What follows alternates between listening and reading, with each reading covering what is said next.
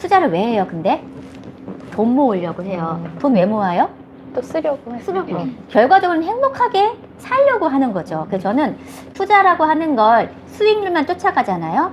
그러면 20%가 나와도 만족하지 못해요. 또 30% 만족하지 못해요. 40% 점점점 이거는요 만족의 수준이 없어요. 그러다 고꾸라지면은요 어떻게 하실 건데? 제가 느끼는 건 수익률 보시지 말고 투자라고 하는 개념을 내 인생을 내가 원하는 방향대로 주도적으로 살기 위해서 하나의 수단으로 이용을 하시고, 그래서 결과적으로 나는 나의 인생을 지금도 그렇지만 미래에도 아름답게 마무리, 완성할 수 있는 그런 플랜으로 보자라는 얘기예요. 엄마 작가가 되다. 문화기획 장효선입니다. 금융 쇼핑하는 엄마 윤상숙 더원 자산그룹의 부대표님 모시고 최근에 책을 내셨어요. 얘들아 엄마랑 금융 쇼핑하자. 북토크 진행하겠습니다. 반갑습니다. 반갑습니다. 초대해 주셔서 감사합니다. 한 1년 반이 지났죠. 네네. 1년 반 만에 또 다시 오게 됐네요. 네. 그새 5년 동안 두 딸과 주식이랑 용돈 관리에 대한 내용으로 이 책을 출간하셨어요. 그래서 이 내용도 같이 듣겠습니다. 에피소드만 모아놨기 때문에 누구나 다 바로 읽고 바로 실천하실 수 있게끔 굉장히 쉽게 적어놨으니까요. 이 세상에는 좋은 책이 너무 많아요. 그쵸? 강의도 좋은 게 너무 많아요. 유튜브도 너무 많고. 근데 제가 생각할 때 너무 많이 좋은 거를 듣는 게 다 중요한 게 아니라 그걸 듣고 한 가지만이라도 나의 것으로 만들어서 생활에 변화를 주어야지만 삶이 더 나아지지, 행동을 하지 않으면 아무런 일도 벌어지지 않습니다. 이 첫 번째 챕터가 이제 아이들이랑 같이 공부하는 거니까 금융의 챕터를 보면서 얘기할까요? 전반적인 그 눈높이 교육에 대해서 적어주셨거든요. 네. 저는 그 연진이의 일상생활 속 네, 그 네. 브랜드들도 너무 인상 깊었고 복리, 복리. 이 부분 좀 설명해 네. 주셨으면 좋겠어요. 알겠습니다. 일단은 제가 책 제목을 왜 금융 쇼핑이라고 했는지 혹시 궁금하지 않으세요? 금융하면 어떤 느낌이 있으세요? 약간 거대하거나 약간 무겁거나 무겁거나 다가가기 어렵거나 공부를 해야지만 접근할 수 있을 것 같거나 하지만 우리 생활에서 금융, 경제, 돈은 피할 수 없는 필수 조건이기 맞아요. 때문에 알아야 되거든요. 근데 쇼핑하면 또 어때요, 느낌이? 좀 가볍죠. 가볍죠. 즐겁죠. 신나죠. 특히 우리 여성들, 엄마들한테. 근데 가정의 내무부 장관은 다 엄마예요. 거의 대부분이. 그럼 저는 이제 이렇게 두 가지를 매칭을 하면 우리 일상생활에서 특히 자본주의 시대를 살아가는 우리들은 금융이라는 걸 알아야만 하는데 어렵게 생각하지 말고 쇼핑처럼 좀 신나고 즐겁고 재밌게 했으면 좋겠다, 이런 의미로 만들어 봤어요. 자녀랑 같이 금융 쇼핑을 하면 책에 나와 있지만 결과적으로 자녀가 꿈을 이룰 수 있는 굉장히 좋은 도구 중에 하나가 돼요. 툴이에요. 저는 이 자녀랑 금융 쇼핑을 하면서 자녀의 돈을 막 크게 키워보자, 이것도 어떻게 보면은 이제 중요하지만 이것보다 더 중요한 거는요, 제가 5년 넘게 두 딸이랑 같이 금융 쇼핑을 하다 보니 자녀들이 기업 공부를 하고 거기에서 어떤 기업이 위기를 기회로 넘겨가면서 그리고 앞으로의 미래의 비즈니스 모델은 어떤 산업이 되어 가는지 이런 것들을 공부하기 시작을 하거든요. 그 속에서 세상을 바라보는 안목이 넓어지고 거기서 또 꿈을 찾아가는 과정을 제가 봤기 때문에 이거는 진짜 온 가족한테 다 좋은 쇼핑이 아닐까, 맞아요. 이런 생각을 해서 금융 쇼핑이라는 말을 지었고 정말 잘 지었죠. 그리고 또 한 가지는 결과적으로 쇼핑을 하려면 예산이 있어야 되죠. 예산 짜고 가야 되죠. 실은. 맞아요. 그냥 카드로 긁는 게 아니라 금융 쇼핑도 마찬가지예요. 예산을 짜야 금융 쇼핑을 할 수가 있어요. 그러면 이 책에는 자녀랑 같이 어떻게 예산 짜기를 할 건지, 그게 용돈 관리 시스템이거든요. 그 내용까지 나와 있기 때문에 챕터가 금융 쇼핑 전 자녀를 위한 눈높이 교육이었고, 지금 장 대표님 말씀하신 것처럼 복리 얘기하셨죠. 자, 장 대표님 수학 문제 잘 풀려면 수학 공식 외워야 되죠. 네, 좀 외웠죠. 외워야 되죠. 당연히 외워요. 당연하죠. 뭐 모르면 풀 수는 있겠지만 참 많이 돌아가죠. 시간이 오래 걸리죠. 돈도 역시 마찬가지예요. 돈을 불리려면 돈을 불리는 공식을 알아야 되겠죠. 이게 이제 복리의 개념이기도 한데, 자, 공식은 책에 자세히 나왔지만 이렇습니다. 퓨처 밸류, 미래의 값은 어떻게 결정이 되느냐. 즉, 내가 모으는 돈의 값은 퓨처 밸류는 세 가지의 합으로 이루어져요. 세 가지의 곱으로. 첫 번째는 내가 얼마만큼 현재 종잣돈을 갖고 있느냐. 또는 현재 매달 얼마씩 저축을 할 수 있느냐. 프리젠트 밸류와 페이먼트라고 합니다. 두 개가 다 있으면 좋고 하나만 있어도 상관은 없겠죠. 어쨌든 현재 내가 저축할 수 있는 목돈의 양이나 월납의 양 곱하기 1 더하기 R이 있어요. R의 N승이에요. 이 R은 뭐냐? 수익률을 얘기를 합니다. 그리고 N이 뭐냐? 기간이에요. Number of Period. 저축 기간이에요. 그럼 우리가 이제 고등학생 눈높이에서 저희 큰딸은 이건 등차 수열 공식이다. 딱 얘기를 하고 경제를 공부하는 엄마는 이건 복리의 개념이야. 이렇게 얘기를 하는데 여기에서 그러면 나의 퓨처 밸류, 미래의 값을 키우려면 현재 저축할 것도 중요한데 이거는 집집마다 예산이라고 하는 녀석이 있어서 어때요? 무작정 키울 수는 없어요. 그럼 우리가 키울 수 있는 게 뭐예요? 1 더하기 R에서 수익률이에요. 그런데 수익률이 높게 잡으면 투기로 갈 확률이 높아요. 수익률이 높다는 얘기는 그만큼 마이너스 될 리스크도 크다라는 뜻이에요. 나의 투자 성향에 따라서 이거를 조율하시면 되겠지만 제가 봤었을 때는 좀 장기적으로 6에서 7% 정도면 어떨까라고 생각을 하고, 그리고 한 가지 이 R 수익률에서 중요한 건 뭐냐면 물가는요 지난 35년간 평균 3.5%로 인상이 됐어요. 그럼 내 돈은 어쨌든 저축을 한다라는 얘기는 미래에 또 다른 소비를 하기 위함이기 때문에 소비 물가가 3.5%로 매년 인상되면 내 돈은 최소 4% 이상은 놔줘야 돼요. 4%도 좀 미비해요. 그래서 6, 7% 정도만 너무 욕심내지 마시고 하면 좋을 것 같고, 이 N승은 뭐예요? 저축 기간이에요. 그래서 이 세 가지의 곱 중에서 가장 중요한 건 기간이에요. 왜? 이게 복리죠. 등수, 그러니까 거듭 제곱이잖아요. 그러면 어떤 얘기냐? 나이 드신 분들은 저한테 이래요. 자기들은 만약에 은퇴 시점이 60세다라고 잡으면 앞으로 10년밖에 없으니 5년밖에 없으니 이 N이 5가 올라가거나 10이 올라가면 크지가 않은데 조금만 더 빨리 10년만 전에 나한테 와서 이걸 알려줬으면 얼마나 좋았겠니. 이 N이 10이 아니라 20이면 너무 좋으니까 이렇게 얘기를 하세요. 근데 그거는 뭐 누구나 하나마나 얘기인 거고. 그럼 다시 생각을 해보면 지금은 어때요? 가장 나이가 들은 날도 있지만 미래적으로 봤을 때 가장 어린 날이죠. 맞아요. 그래서 저는 가장 좋은 N은 뭐냐면 right now. 지금 당장이에요. 지금 당장. 이 말은 정말로 맞는다라고 저는 생각을 하고, 그래서 제가 실천을 하세요라고 얘기를 하는 거예요. 자, 그러면 여기에도 7위 법칙이라는 게 나오는데 이거를 이제 함수를 걸어서 엑셀로 계산을 하거나 재무계산기로 계산을 하려면 일반 분들이 하기에는 어려워요. 그래서 이 복리 계산식을 빠르게 계산할 수 있는 공식이 있어요. 72 법칙이라고 합니다. 들어보셨어요? 많이 들어봤어요. 책에 나왔죠. 네. 그럼 이제 우리 대표님은 이 7위 법칙을 보고도 잘 못 믿겠다. 아니, 감이 안 와요. 감이. 맞아요. 네. 맞아요. 왜냐하면 그런 우리는 금융상품을 해본 적이 없고 본 적이 없어. 그렇기 때문에 이게 숫자로 이론은 가능해 보이지만 실제로는 잘 모르시는 거죠. 근데 저는 이제 알고 있고 이게 유대인들 플랜이에요. 어쨌든 7위 법칙이라고 하는 건 르네상스 시대에 수학자가 만든 법칙이에요. 왜 72를 낳는지 아무도 몰라요. 하지만 지금까지 이 법칙이 이용해서 우리가 돈을 버는 공식을 알고 있는데, 이 의미는 이래요. 72 법칙을 통해서는 내 돈이 2배가 되는데 걸리는 시간을 계산할 수 있어요. 예를 들어 보겠습니다. 제가 99년도 증권사를 다닐 때에는 은행의 이자가 몇 프로였느냐? 평균이 15%였고요. 3년 특별히 25%였어요. 그러니까 15%로 볼게요. 그러면 72가 분자로 가고요. 분모의 15%를 두는 거예요. 내가 받을 수 있는 금리나 이자율이 분자로 갑니다.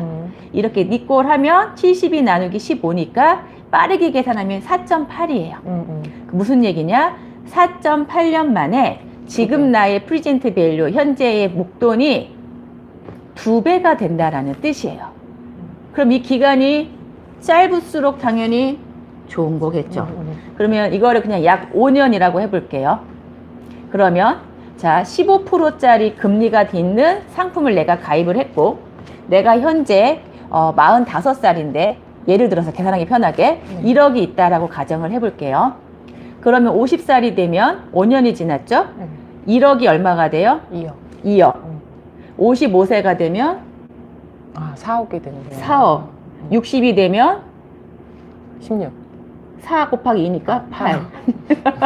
갑자기. 65면 16억. 70이면 32억. 얼마에서 시작했어요? 1억. 근데 근데 32억까지 가는데 몇 년 걸렸어요? 아까는 30년.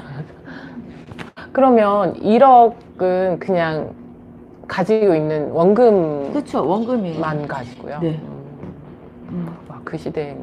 그러니까 이제 이런 이제 금융 상품을 보신 적이 없고 저는 과거에 99년도에 94년도에 가입한 상품이 있어요. 엄마가 해주신 게 그게 확정금리 7%짜리예요. 그런 걸 지금 갖고 있다라고 하면 어때요? 돈이 이렇게 크게 불어날 수 있다라는 거죠. 그게 실제로 그런 상품을 존재하고 가지고 계신 분들이 있어요. 네. 오. 속에 있다니까요.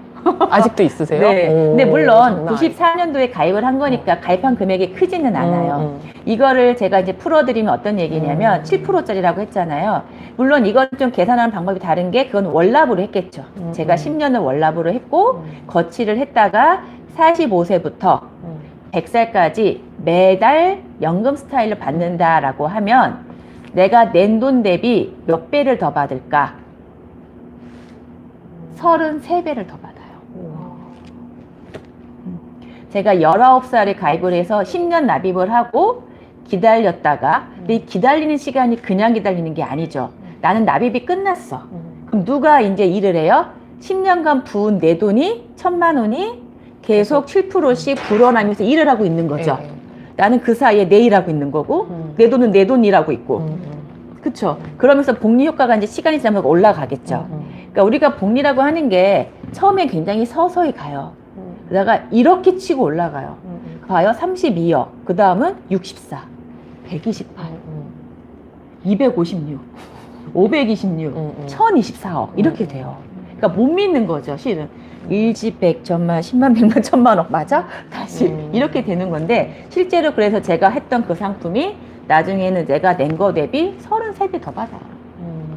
근데 지금은 존재하지 않아요. 우리나라에는. 뭐 과거에 있었어요. 다른 나라에는 그런 게 있죠. 있죠. 네, 네. 그러니까 이제 금리가 워낙 떨어지다가 보니까 이런 상품이 이제 존재하지 않지만, 하지만 우리가 이거를 안정적인 투자를 통해서 아까 제가 6에서 7% 정도만 낸다라고 하면 가능하다라는 얘기인 거죠. 그러면 내가 받는 수익이 7%다 그러면 7이 법칙에 의하면 복습해 볼까요?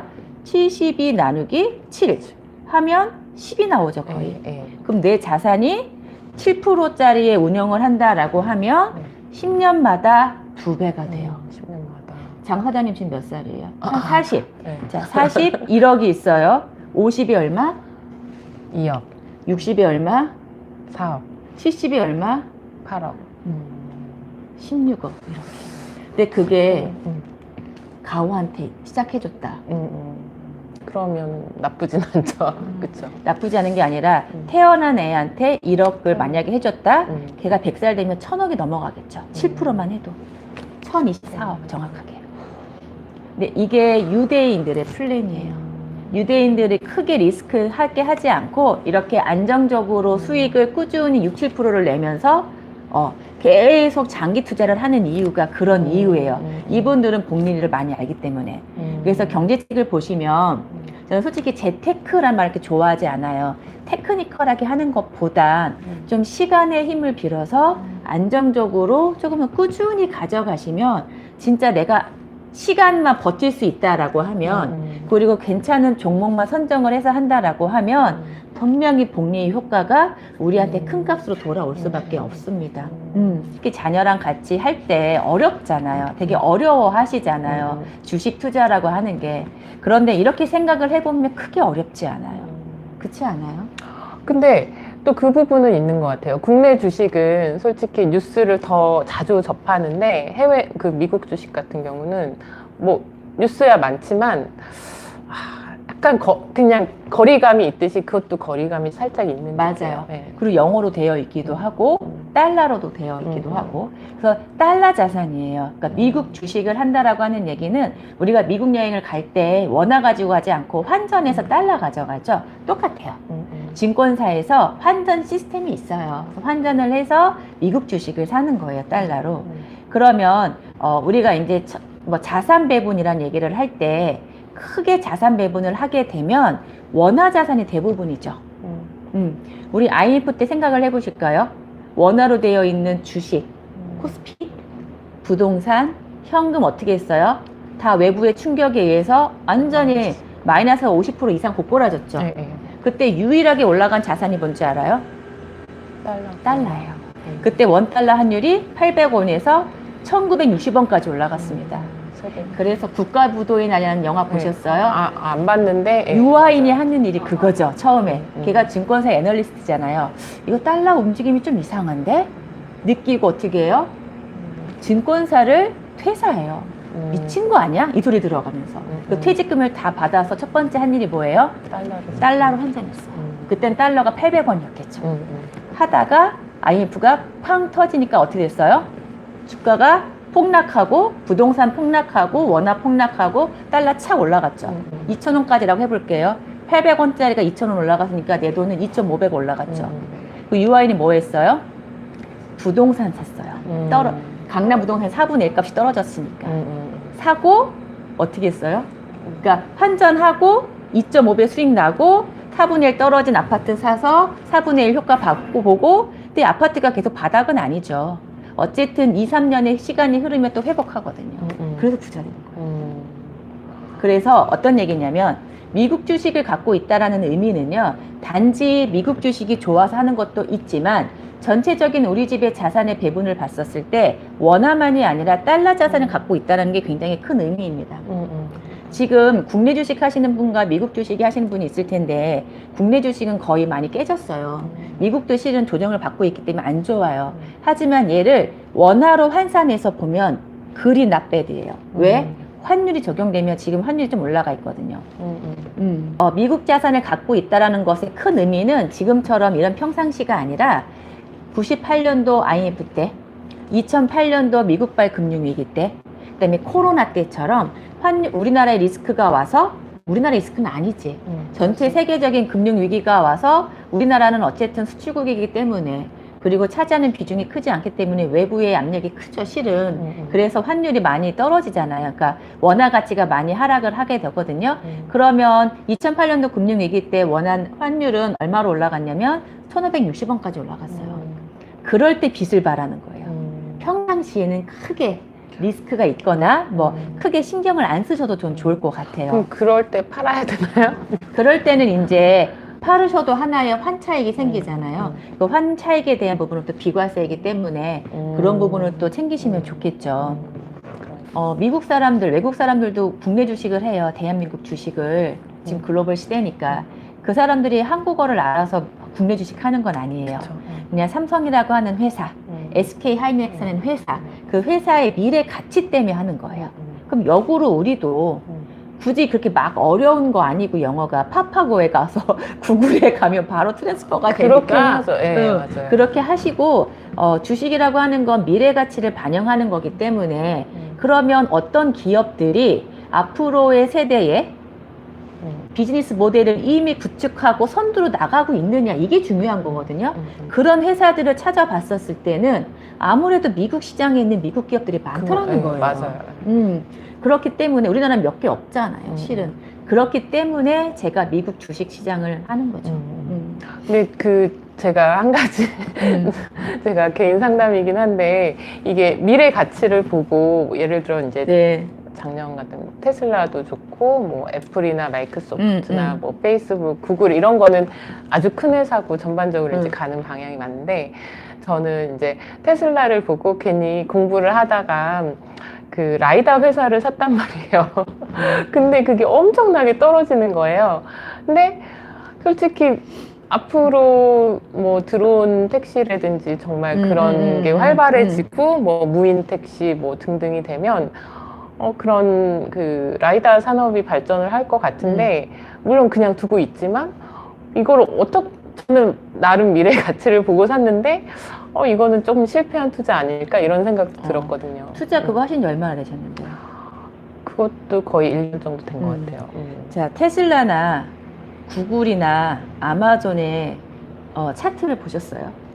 걔네들이 처음부터 이렇게 치고 올라갔을까요? 그렇진 않더라고요. 네. 예, 예. 그거 만약에 본인이 그 기업에 대해서 아니면 그 업종에 대해서 그 산업에 대해서 확신이 있고 공부를 해보니까 아무래도 얘가 미래지향적인 비즈니스 모델인 건 맞다라고 생각을 하시면 거기에 저는 차라리 지금이 저평가된 기회니까 차라리 매수의 타이밍으로 보는 것도 좀 좋을 것 같아요. 근데 이제 내가 얼마만큼 거기에 대해서 자세하게 공부를 하면서 기업의 재무제표를 공부를 하고 이거의 가치 평가를 내가 어떻게 할 거냐에 대한 문제는 또 이제 별개인 거고 맞아요. 그런 확신이 있다라고 하면 지금부터 사서 모으는 게 맞는 거고 잘 모르겠다 그러면 그냥 그 산업군에서 이미 선두주자를 달리고 있는 기업을 그냥 사시는 게 더 리스크가 낮지 않을까라고 저는 생각을 하고 너무 어렵게 투자를 하면은 안 돼요.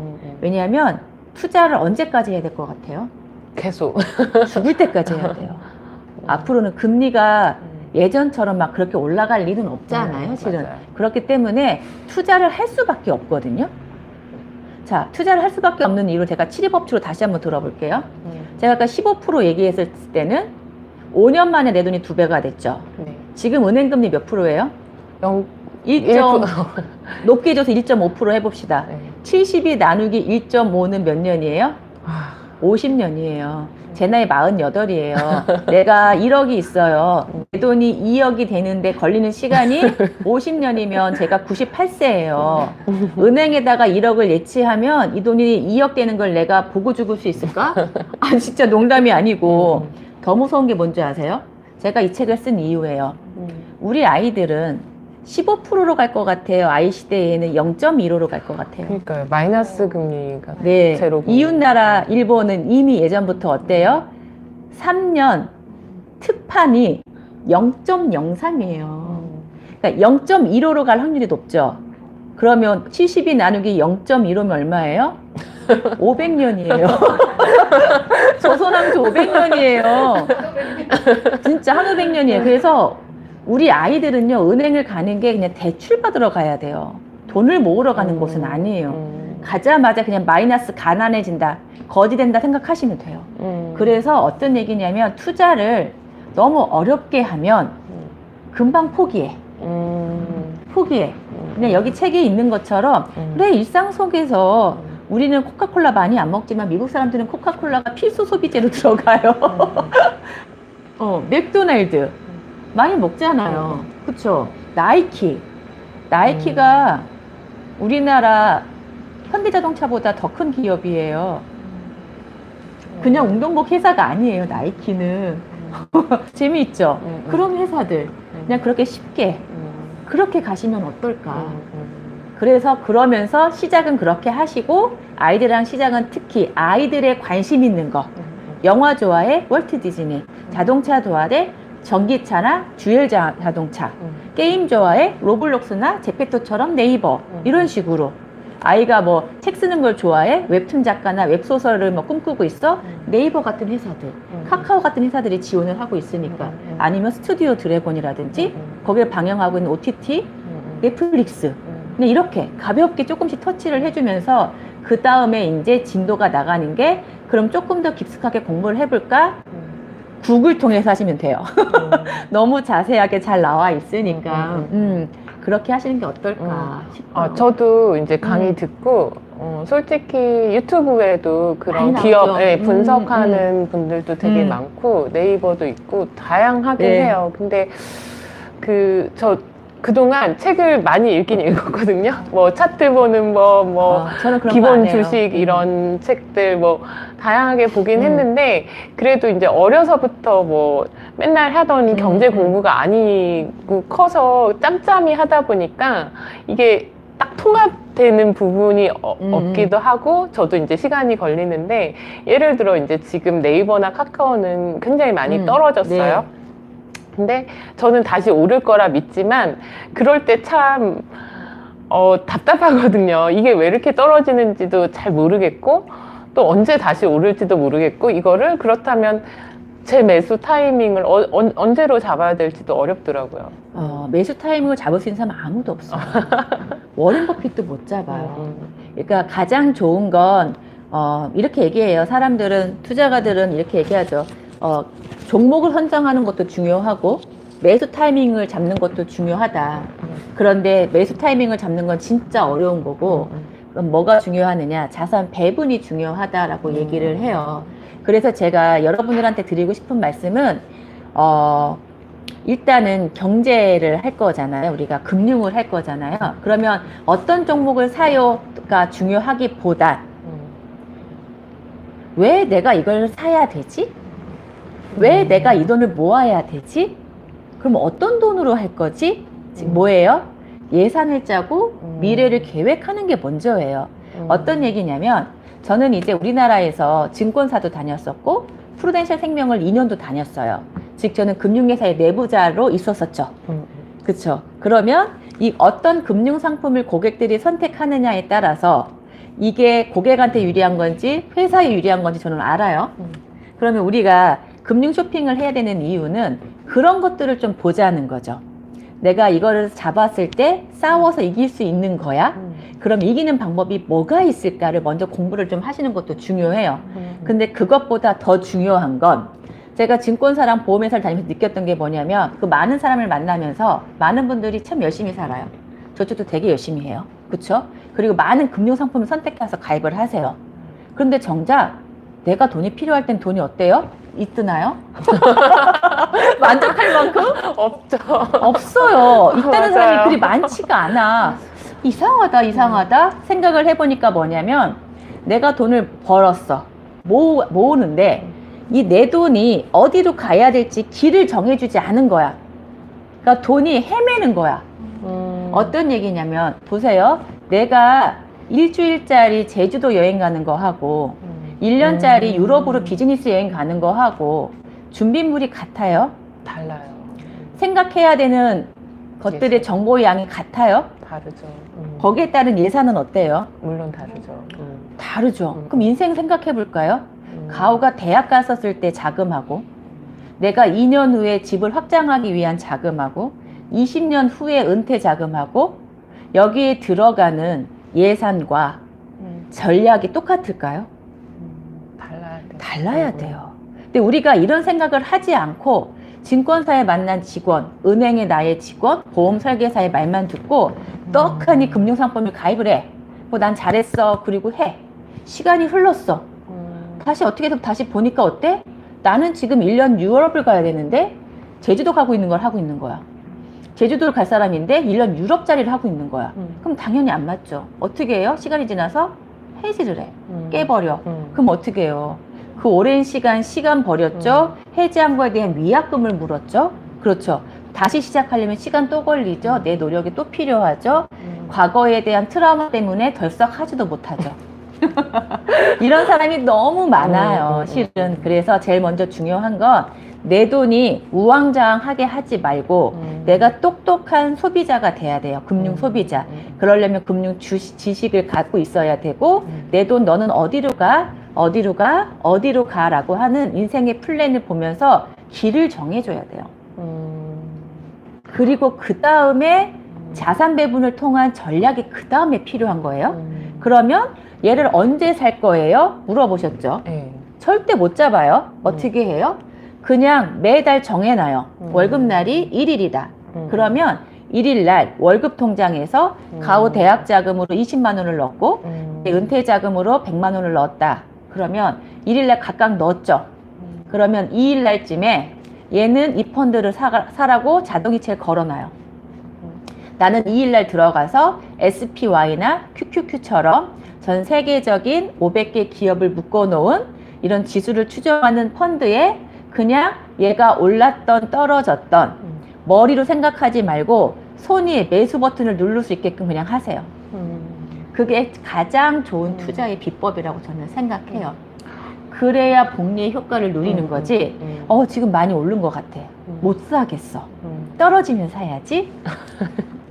살 수 있을까요? 더 떨어지면 사야지. 어려워요. 그게. 못 사요. 그게 어려워요. 사람이라 그래요. 그래서 그냥 제가 항상 고객들한테 얘기하는 게 드리는 말씀이 머리 비워 두시고요. 손가락이 그냥 하게. 차라리. 앞에 가격 지우시고요. 그냥 매수 누르세요라고 해요. 근데 그게 결과적으로 보니까 가장 돈을 잘 모으는 방법이고요. 비록 제가 큰 수익을 냈다라고 자신 있게 말씀은 못 드려요. 하지만 안정적으로 5%, 6%, 7% 정도는 꾸준히 나는 것 같아요.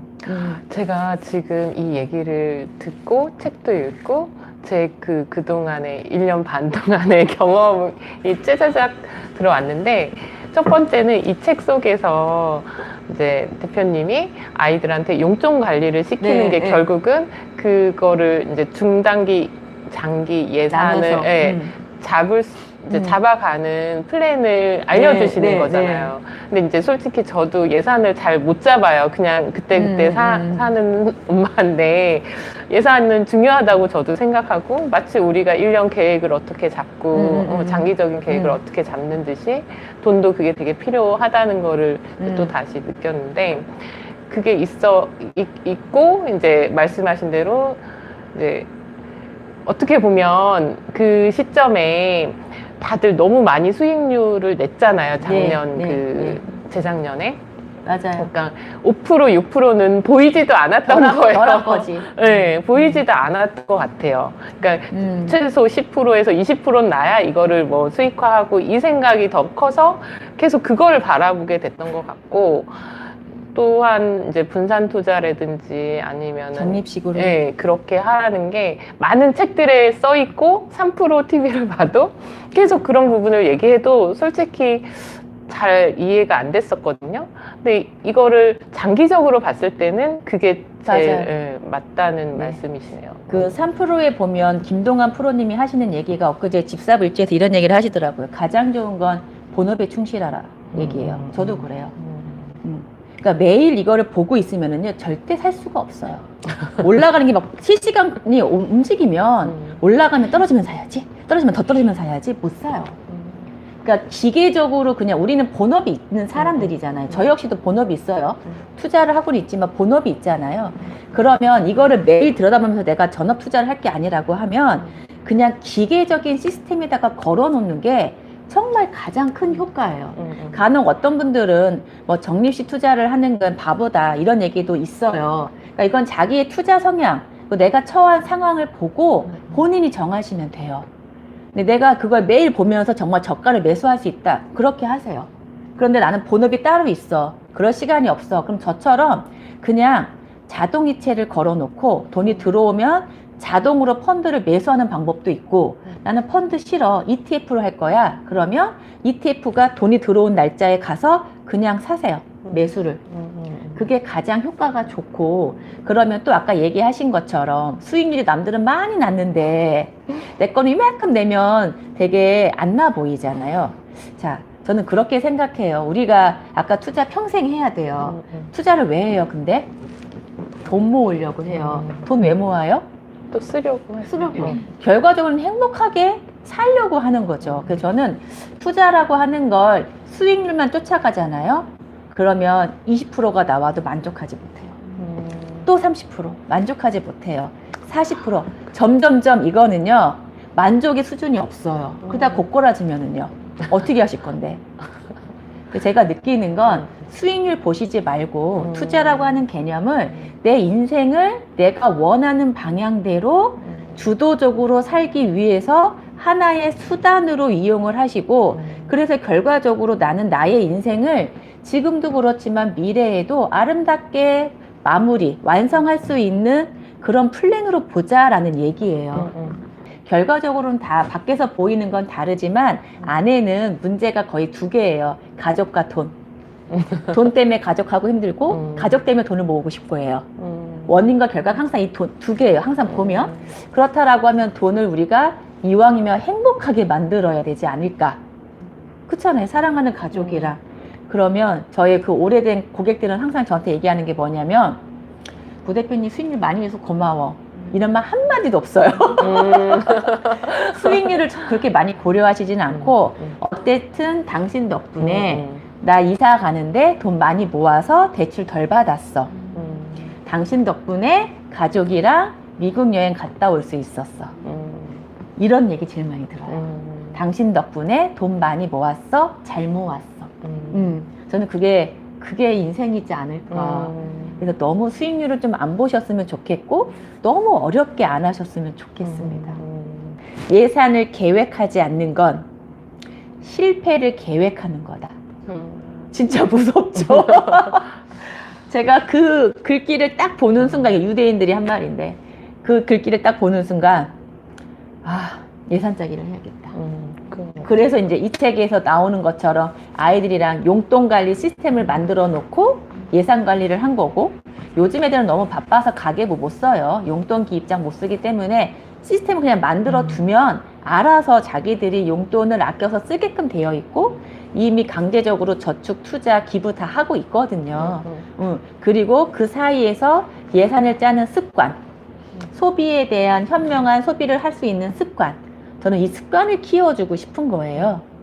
그렇게 자연스럽게 예산을 짜다 보니까 우리 아이들이 인생에 대한 예산을 짜고 인생에 대한 미래를 계획하고 있고 그러는 과정에서 전자로 큰애가 자기의 꿈을 찾아가고 있었고 저는 그게 정답이라고 생각을 해요. 그래서 금융, 투자는요 그냥 하나의 툴이라고 생각을 하셨으면 좋겠습니다.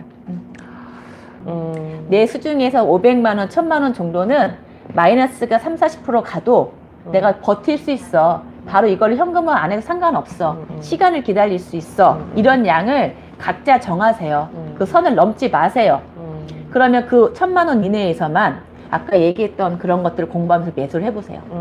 시간 기다릴 수 있잖아. 네. 그렇게 해보시면 되고, 하지만 교육자금, 주택자금, 은퇴자금처럼 정말 인생에 필요한 자금을 그렇게는 하시지 않으셨으면 좋겠다. 네, 미국 주식을 해야 되는 이유가 여기 책에 지도가 나와 있을 텐데요. 어떤 지도냐면 How much than net이라고 하는 미국의 사이트. 그러니까 미국 주식을 제가 하는 이유 중에 또 하나는 미국에는 통계 자료가 굉장히 많아요.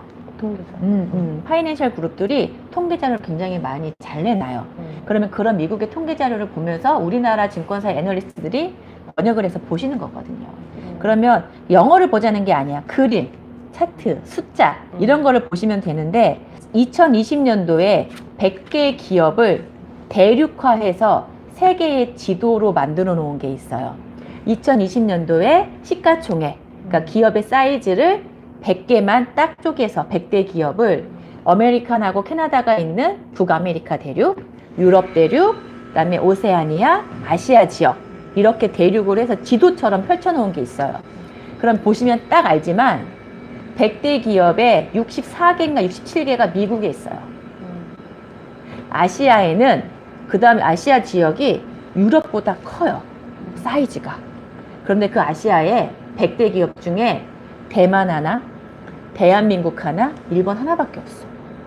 다 중국. 다 중국이에요. 그러면 그 지도를 딱 보여주면 자녀들이 뭐라 그럴 것 같아요? 미국의 기업들이 큰 줄 알았는데 막상 딱 시각화된 걸로 보니까 진짜 미국 기업들이 큰 게 많네. 미국이 경제대국 맞네.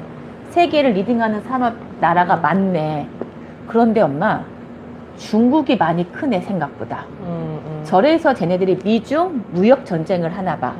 미국 입장에서는 얘네가 갑자기 커지니까 어때? 일이 뺏길 것 같아. 막아주는 거고. 그리고 인구적인 구조를 봤었을 때는 중국이 미국 대비 인구가 3.5배인가 4배가 커요. 많아요. 전 세계 인구의 중에서 2등인가 3등이잖아요. 그렇죠. 인도도 크고. 그래서 중국이란 나라에, 그러니까 모든 기업들은 이윤 추구를 하잖아요. 그럼 자기네의 상품을, 재화를, 서비스를 어쨌든 인구가 많은 아시아 쪽으로 보낼 수밖에 없죠. 네. 이윤이 거기서 많이 남으니까. 그럼 중국 시장은 더 커질 수밖에 없어요. 그러니까 미국이 두려운 거지, 그런 걸. 그러니까 그래서 미중 전쟁을 하나 봐. 그런 걸 보기 시작을 해요. 아이들이. 그 지도 하나만 보고. 말을 시켜보세요. 어떻게 말을 시킬지는 제가 여기 대화 다 적어놨어요. 그대로 읽으시면 돼요. 그리고 또 그걸 보면서 초등학생 저학년이었던 저희 둘째 딸이 거기에 보면 유럽하고 미국의 바이오 테크놀로지, 제약회사나 그 다음에 헬스케어 쪽이 산업이 발달해 있어요. 왜 그럴까요? 그 왜 그럴까 했더니 둘째 딸이 자기 5학년 때 사회 시간에 배웠대요. 초고령화 시대라며. 엄마, 노인의 수가 우리들의 수의 2~3배가 많아질 거야. 초고령화 시대가 됐어. 어른들은 약을 많이 먹어야 돼. 그리고 이런 바이러스들이 점점 더 빈번하게 많이 생긴대. 그러면 제약 쪽이 발달하겠지? 이런 얘기를 하는 거예요. 그리고 테슬라라는 회사가 커지고 있어. 왜? 앞으로는 친환경, 지구를 살리자. 이거는 하나의 나라만 국한된 게 아니라 전 세계가 다 같이 일을 해야 되는 거잖아요.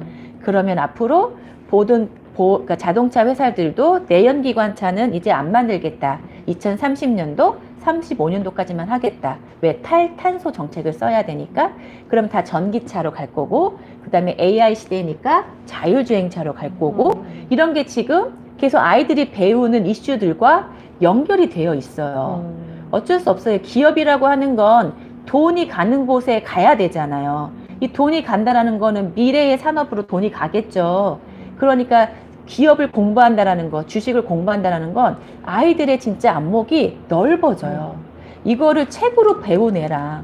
엄마랑 기업 공부하고 실제로 사봤더니 가오처럼 막 테슬라가 100% 올라가 있고, 엄마 진짜 전기차가 대세인가 봐. 이렇게 아는 애하고는 완전 다른 느낌인 거거든요. 깜짝 놀랐죠? 얘기하는 거. 진짜 해보세요. 애가 어리다고요? 관심 많아요. 제가 실은 이 책을 쓰면서도 느낀 게 뭐냐면, 우리 아이들이 이런 반응을 나타날 줄은 몰랐어요. 처음에 안 나타났어요. 1년 반쯤 지나니까 반응이 꾸물꾸물 오기 시작을 하더라고요. 기다려 주시면 되고, 그 사이에 엄마는 반응이 없더라도 얘기하세요.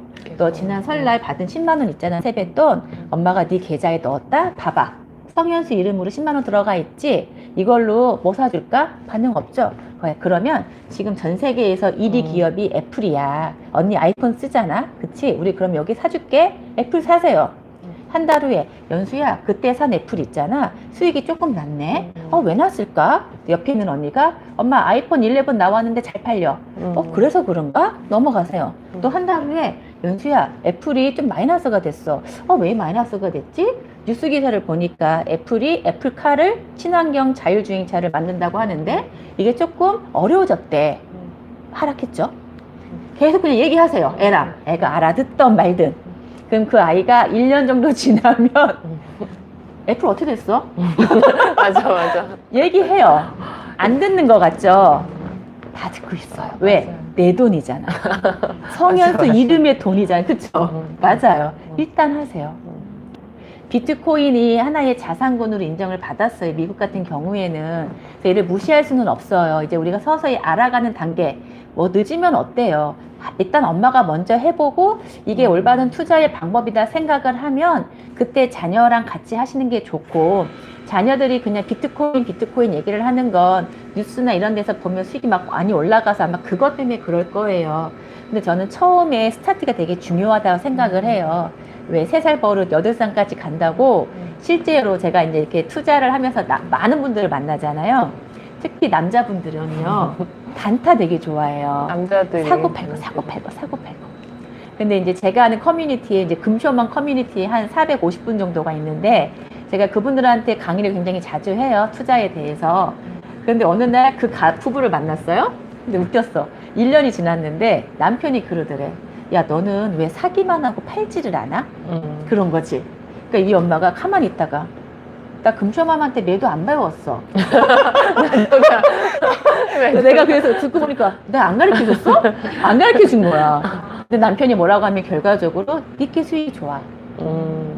그건 거예요. 근데 그거는 이제 그 집만의 케이스가 아니라 JP 모건에서 낸 통계 자료가 있어요. 그러니까 JP 모건처럼 전 세계적으로 큰 파이낸셜 그룹들은 그런 통계 자료를 월별로 돼요. 그럼 거기에 어떤 결과치가 나와 있냐면 에셋 클래스, 자산군별대로 지난 20년, 30년간 연평균 수익이 얼마 났는지가 이렇게 나와 있어요. 그러면 리츠, 부동산 투자 신탁부터 해서 달러, 뭐 S&P 500, 6대4로 자산 배분한 거 다 나와 있어요. S&P 500은 지난 20년간 연평균 수익이 7.5예요. 그러면 그냥 내가 모르겠으면 그냥 S&P 500에 던져놓으세요 얘기하는 게 그거예요. 근데 던져놓는데 매달 그냥 사야 돼. 안 사면 안 돼. 꾸준히 사야 돼. 여기 7.5예요. 그런데 여기에 보면 인베스터가 있어요. 개인 투자자들. 사고 팔고 하는 사람들이 지난 20년간 연평균 수익이 2.5%예요. 노력 대비. 노력 대비. 특히 우리나라는 증권거래세라고 해서 팔 때마다 거래세를 내는데 그게 좀 커요.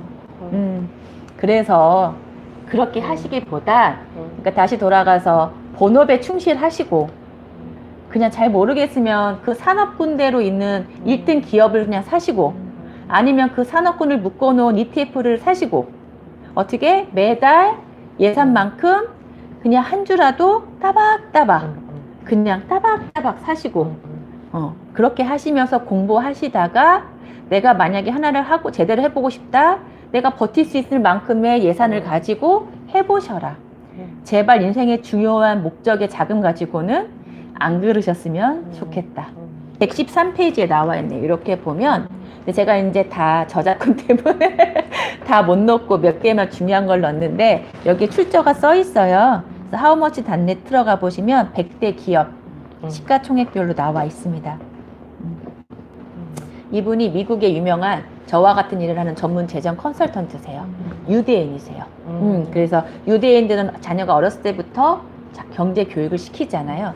이 책을 제가 읽고 너무 감동을 받아서 정말 이렇게 너덜너덜해졌는데 읽고 제가 그대로 따라한 거. 그래서 우리 집에 화한 거. 그거니까. 이거는 이론편, 실천편.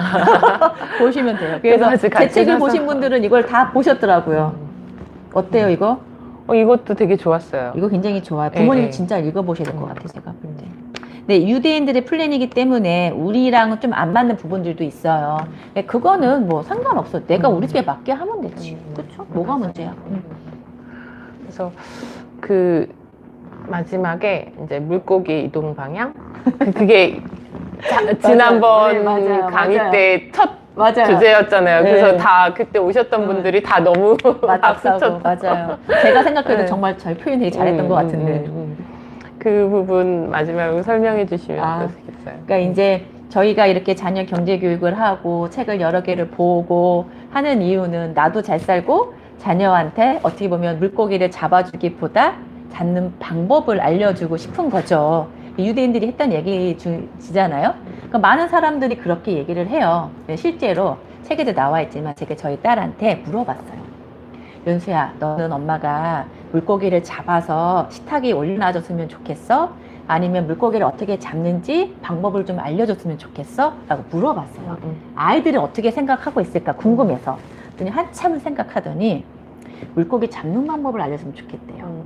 그래서 왜? 그랬더니 갑자기 애가 우울해져. 엄마가 언제까지 나를 물고기를 잡아줄 수는 없으니까 내가 알아야 될 것 같아요. 숙연해지는 거예요, 애기가. 아, 애들도 그런 걸 알고 있구나. 그럼 진짜 우리가 알아야 되는 게 맞구나 생각을 했어요. 저는 감사하게도 저희 엄마한테 경제에 대해서 물고기 잡는 법을 굉장히 잘 배웠어요.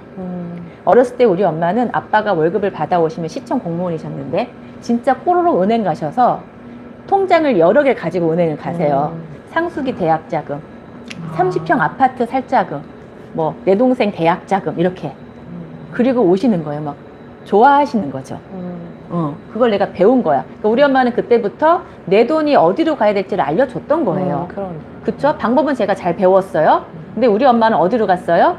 은행으로 가셨어요. 근데 지금 은행 가면 어떻게 돼요? 안 돼요. 굶어 죽어요. 대학 못 보내요. 은퇴 준비 못 해요. 그래서 그러면 나는 어디로 가야 되지? 그러니까 이제 투자하잖아요. 그러니까 물고기 이동 경로를 알려줘야 된다라고 하는 게 주식 투자를 통해서 어떻게 해요? 돈이 어디로 가는지는 내가 주식을 해보면 자연스럽게 알게 돼요.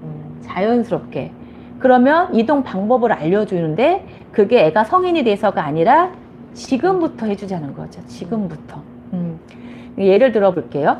미래의 쌀이라고 하는 게 있어요. 미래의 쌀은 뭘까요? 미래의 쌀? 반도체예요. 뭐 정해진 미래가 있어요. 인구 구조예요. 맞아요. 또 하나 정해진 미래는 탈탄소 정책, 음. 그린 친환경 정책이기 때문에 어때요? 지금 현재 길에 다니고 있는 저 내연기관차는 어느 날 다 전기차로 바뀌어 있을 거예요. 그럼 누가 봐도 전기차 시장, 4차 산업혁명 시대, 그쵸? 그리고 인구의 수가 늘어나는 거에 대한 시니어들에 대한 시장의 확대, 그건 꾸준히 들어가는 수밖에 없겠죠. 그리고 아까 제가 얘기했던 반도체라고 생각을 하면 이런 것만 기억하고 있어도 나의 투자를 그런 쪽으로만 가서 이미 그 자리를 차지하고 있는 1등 기업들, 즉 리딩하고 있는 기업들을 나가 한다면 욕심을 버리고 조금의 한 6, 7%의 수익만 좀 내가 원한다라고 하면 그런데 그냥 투자를 하시는 게 어떨까? 왜 나는 본업이 있으니까. 본업에 충실하면서 내 돈은 6, 7%만 꾸준히 불려줄 수 있으면 어떨까? 이런 생각을 하는 거죠. 그래서 돈의 이동 경로를 알려줘야 된다. 가장 좋은 건 투자를 하시는 거다. 벌써 어디다 투자할지 대충 아셨죠? 근데 내가 얘기하는 거 어때요? 맞는 것 같죠? 리즈너블 네. 하죠? 방향성이 맞아요. 그 방향성이 맞는 것 같아요. 그리고 또 하나는 지금 기업들은 돈이 되는 곳은 다 가죠. 당연히. 또 하나는 메타버스 얘기 하잖아요. 맞아요. 메타버스가 뭐예요? 구찌 다 좋아하시죠? 근데 구찌 사려면 어때요? 많은 돈 필요하죠. 그 구찌가 신상품 런칭을 어디 가서 했냐면 게임 속에 가서요. 게임 속의 아바타한테 구찌를 입혀요. 그런데 그 게임의 유저가 우리나라 인구의 2배, 3배야. 그럼 당연히 구찌는 대한민국에 신상품을 런칭하는 게 아니라 게임에서 하는 거야. 가상, 현실 세계, 게임 속. 돈은 거기가 있으니까 현실이든 가상 세계든 상관없다라는 뜻이에요. 돈이 되는데 기업을 갈 테니. 그럼 이게 이제는 어떻게 돼요? 지구를 벗어나서 우주로 가고 있죠. 그러면 우주 산업에 대한 거. 그러니까 자연스럽게 시대의 흐름을 따라가게 되어 있고요. 이걸 하다 보면 자녀들이 뉴스에서 이제 밥 먹다가 뉴스에서 단어들이 하나씩 들리기 시작을 해요. 엄마, 현대자동차가 애플이랑 손을 잡고 전기차를 만든대. 그럼 뭐라 그래? 현대자동차 빨리 주식 사봐. 엄마 이미 샀지. 역시. 엄마 무산됐대. 주식 떨어졌어. 그러면 우리 딸은 그다음부터 저 애플이 애플카를 만드는데 어떤 자동차 회사와 손을 잡고 할 것인가. 맞아. 가 들리기 시작을 하겠죠. 네, 맞아요. 꼬리에 꼬리를 잡고 계속 공부가 됩니다. 그러니까 전체적으로 제가 이제 그동안을 보면 일단 그 마음을 좀 그 수익률을 많이 그럼요. 비우고 장기적인 플랜이로 갈 수밖에 없다. 이 네. 부분이. 네. 이 부분. 그런데 뭐 내가 1년 후에 전세 자금을 마련하려고 모으는 돈은 투자를 하면 안 돼요. 걔는 은행 가셔야 돼요. 원금 모아야 돼요. 그냥 수익률 포기하셔야 돼요. 왜냐면 투자라는 건 리스크가 확실히 있기 때문에. 그러니까 3년 이상에 대한 플랜은 투자와 적금을 적절히 섞으면 좋겠죠. 근데 2년짜리만 해도 예금의 비중이 좀 높아야 되고. 그런데 2년짜리인데 내가 이게 뭐 여행 자금이야. 그래서 굳이 은행에 안 하고 한번 나는 투자에 대한 공부를 한번 해보고 싶어. 하세요. 그래서 수익이 잘 나면 하와이 가시고요. 못 나면 제주도 가세요. 인생이 크게 달라져요? 큰 변화 없어요. 그러면 어때요? 내가 이번엔 기필코 제대로 해볼 거야. 그리고 공부 다시 하시겠죠. 그럼 투자 수익 공부했다 생각하시면 돼요. 투자 공부. 그렇게 좀 어프로치를 하시면 어떨까, 투자에 대해서. 맞아요. 그렇게 시작도 하고 경험도 하고 또 맞아요. 이제 1년 후에 또 뵙고. 네, 1년에 또 제가 피드백 또 받고. 이들을 또 이제. 그래서 제가 원래 본업은 재정 컨설팅을 하고 있잖아요. 그래서 저는 항상 이렇게 1년마다 한 번씩 리뉴얼을 해드리기는 해요. 그러시구나. 그러면 수익이 많이 나신 분도 있고 덜 나신 분들도 있는데 뭐 그 순간 속상한 건 있죠. 하지만 인생 좀 길게 봅시다라고 말씀을 많이 드려요. 알겠습니다. 오늘 두 번째 강의라 그런지 제 귀에 막 완전 톡톡 들어요. 네. 그래서 진짜 또 다음에 시간이 흐르고 또 모셔야겠다 제가 마음이 내년에 같아요. 와서는 숙제 검사 할게요. 진짜 잘 하고 있나 안 하고 있나. 정립시로 따박따박 하고 있나. 네, 그 부분 네, 이제 따박따박. 경험해봐야 될 것 네, 같아요. 따박따박. 그게 중요하네요. 네. 그게 복리라는 거잖아요, 그쵸. 결국은. 맞아요. 제가 맞아요. 왜냐면 오시자마자 복리에 대해서 여쭤봤거든요. 예. 복리는 아까 보셨잖아요. 최소 7년 이상 하셔야지 효과가 확 올라가요. 그리고 수익률이 낮은 걸 가지고는 시간 기다려봤자 복리 효과가 없어요. 왜 아까 R이 들어가 있었잖아요. 얘도 커야 수익률이, 돼요. 맞아요. R이. 자세한 내용은 얘들아 엄마랑 금융 쇼핑하자 보시면 자세히 나와 있습니다. 네, 오늘 네. 눈이 펑펑 내리는데 그러니까요. 와주셔서 아니요, 너무 이쁜 날 감사해요. 와가지고 저도 기분이 좋습니다. 네, 오늘 말씀 잘 들었고요. 네. 다음에 또 뵙기로 하겠습니다. 네, 다음에는 제가 두 번째 책 가지고 또 네. 저자 특강 나오도록 하겠습니다. 감사합니다. 감사합니다. 감사합니다.